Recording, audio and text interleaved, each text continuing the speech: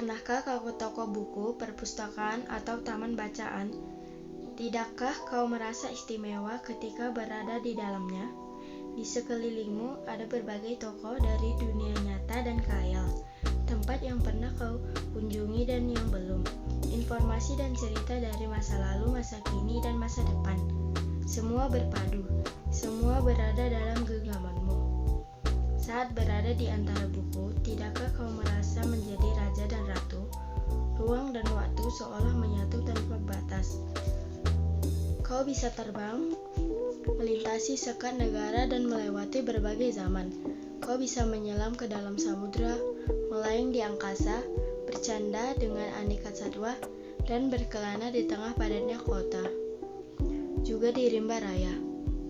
Kau tahu, buku adalah jendela dunia, kunci pengetahuan, dan pintu wawasan. Muhammad Hatta, sang proklamator, berkata, "Aku rela dipenjara asalkan bersama buku, karena dengan buku aku bebas. Melalui buku, manusia terbebas dari ketidaktahuan. Tempat-tempat yang dipenuhi buku adalah harapan berkembangnya pengetahuan dan wawasan." Apa jadinya jika kota tanpa buku?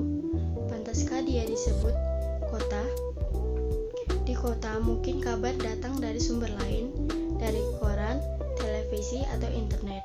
Mungkin informasi dan cerita datang dari cerita nenek moyang, bagai dongeng-dongeng sebelum tidur. Irama warganya pun tiada beda. Bangun pagi berterbaran di muka bumi untuk berbagai keperluan, untuk kembali pulang siang atau sore harinya. Setelah itu, mereka berangkat tidur dan memulai lagi hari berikutnya. Semua serupa.